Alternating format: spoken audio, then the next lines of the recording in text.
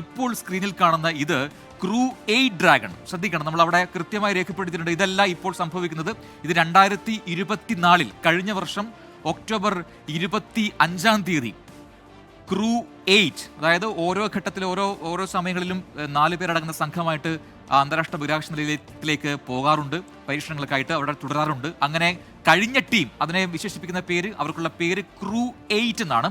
Crew 8 ഇതേ dragon എന്ന് പറയുന്ന സ്പേസ് എക്സിന്റെ പേടകത്തിലാണ് അവർ അങ്ങോട്ട് പോയതും തിരികെ വന്നതും. അങ്ങനെ തിരികെ വന്നപ്പോഴുള്ള ദൃശ്യമാണ്. ഒരിക്കൽ കൂടി നമുക്കൊന്ന് പ്ലേ ചെയ്ത് നോക്കാം. അതിന്റെ തുടക്കം തൊട്ട് നമുക്കിത് പ്രേക്ഷകർ കൃത്യമായി മനസ്സിലാവുന്ന രീതിയിൽ പറഞ്ഞു കൊടുക്കാം. ഇതാണ് സംഭവിക്കാൻ പോകുന്നത്. എന്താണ് ഇനി സംഭവിക്കാൻ പോകുന്നത് എന്നതിന് കൃത്യമായ ഉത്തരം ഇപ്പോൾ കാണുന്ന ഈ ദൃശ്യങ്ങൾ പറയും. ക്രൂ 8 ഡ്രാഗൺ 2024 കഴിഞ്ഞ വർഷം ഒക്ടോബർ 25-ാം തീയതി ഈ രീതിയിലാണ് താഴേക്ക് വരുന്ന പേടകം. ആ പേടകത്തിന് ഏറ്റവും അവസാന ഘട്ടത്തിൽ അതിന്റെ വേഗം കുറയ്ക്കാൻ വേണ്ടി ഇതുപോലെ പാരച്യൂട്ടുകൾ ഉപയോഗിക്കും.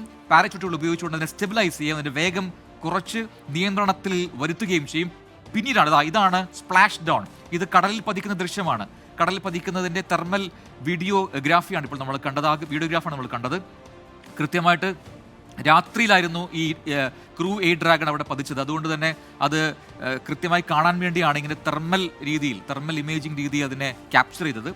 കടലിൽ വീണ ശേഷമുള്ള ദൃശ്യങ്ങളാണ് ഇപ്പോൾ പ്രേക്ഷകർ കാണുന്നത്. ആ പേടകം, ഡ്രാഗൺ പേടകം, ഇതേ ഡ്രാഗൺ പേടകമാണ് ഇപ്പോൾ സുനിതയും ബുച്ച് വിൽമോറിനെയും വഹിച്ച് ഭൂമിയിലേക്ക് എത്തിക്കൊണ്ടിരിക്കുന്നത്.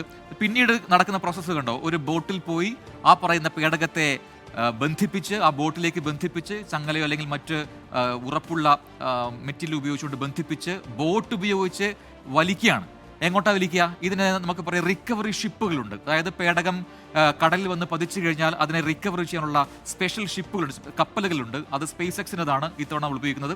ആ സ്പേസ് എക്സിൻ്റെ സ്പെഷ്യൽ ഷിപ്പുകൾ ഉപയോഗിച്ചുകൊണ്ട് ക്രെയിൻ ഉപയോഗിച്ച് അതിലേക്ക് മാറ്റുകയും ചെയ്യും. ഇതിപ്പോൾ ആ ബോട്ട് ഉപയോഗിച്ചുകൊണ്ട് അതിനെ കപ്പലിനടുത്തേക്ക് അടുപ്പിച്ചു. ആ കപ്പലിനടുത്തേക്ക് അത് വരുന്ന കാഴ്ച ഇപ്പോൾ പ്രേക്ഷകർക്ക് കാണാം. ഒരുപാട് പേർ ചേർന്നാണ് അതിനെ നിയന്ത്രിക്കുന്നത്, വലിക്കുന്നത്. ബോട്ട് വലിച്ച് കൊണ്ടുവന്ന ശേഷം കപ്പലിലേക്ക് ക്രെയിൻ ഉപയോഗിച്ച് ഈ ഡ്രാഗൺ പേടകത്തെ മാറ്റുകയാണ്. പിന്നീട് അപ്പോഴെല്ലാം ഓർക്കേണ്ട കാര്യം, ഈ പേടകത്തിനകത്ത് ആസ്ട്രോണറ്റ്സ് ഉണ്ട്, ബഹിരാകാശ സഞ്ചാരികളുണ്ട് എന്നുള്ളതാണ്. അവർക്ക് അപ്പോഴും പുറത്തേക്ക് ഇറങ്ങാനുള്ള അനുവാദമില്ല. അങ്ങനെയല്ല അതിൻ്റെ പ്രൊസീജിയേഴ്സ്. അവരെ ഗവേഷണശാലയിലേക്ക് കൊണ്ടുപോകേണ്ടതുണ്ട്. മെഡിക്കൽ സംഘം അവരെ പരിശോധിക്കേണ്ടതുണ്ട്. കാരണം ഇത്രയും നാൾ അത് എത്ര ആയിക്കോട്ടെ, ഇതിപ്പോൾ 6 മാസമാണെങ്കിലും 9 മാസമാണെങ്കിലും ബഹിരാകാശത്ത് നിന്ന് വരുന്നവരാണ്. അവരവിടെ കുറേ നാളുകൾ മറ്റൊരു രീതിയിൽ ജീവിച്ചവരാണ്. അവിടുത്തെ ഓക്സിജൻ ആ രീതിയിൽ ശ്വസിച്ചവരാണ്. ഇവിടെ ഭൂമിയുടെ അന്തരീക്ഷത്തിലേക്ക് തിരികെ എത്തുമ്പോൾ സ്വാഭാവികമായിട്ടുണ്ടാകുന്ന ആരോഗ്യ പ്രശ്നങ്ങളുണ്ട്. അത് വലിയൊരു അളവിൽ വലിയൊരു ആശങ്കപ്പെടേണ്ട കാര്യങ്ങളൊന്നുമല്ല. എല്ലാവർക്കും സംഭവിക്കുന്നതാണ്. ബഹിരാകാശത്ത് പോയി താമസിക്കുന്ന എല്ലാവർക്കും സംഭവിക്കുന്ന ആരോഗ്യ പ്രശ്നങ്ങൾ ഇവർക്കും ഉണ്ടാകും. 9 മാസം താമസിച്ചതല്ലേ, അപ്പോൾ സുനിതയ്ക്കൊക്കെ വലിയ ആരോഗ്യ പ്രശ്നങ്ങൾ ഉണ്ടാകും എന്നൊക്കെയുള്ള വലിയ അഭ്യൂഹങ്ങളും ആശങ്കകളൊക്കെ ഉണ്ടായിരുന്നു. പക്ഷെ അതിലൊന്നും വലിയ കാര്യമില്ല. എത്ര ബഹിരാകാശത്ത് പോയി കഴിഞ്ഞാലും സ്വാഭാവികമായിട്ടും ഭൂമിയിലേക്ക് വരുമ്പോൾ ഉണ്ടാകുന്ന സ്വാഭാവികമായിട്ട് ആരോഗ്യ പ്രശ്നങ്ങൾ എല്ലാവർക്കും ഉണ്ടാകും. അതൊന്നാമത് സീറോ ഗ്രാവിറ്റിയിലാണ് അവർ ഇത്രയും നാൾ കഴിഞ്ഞത്.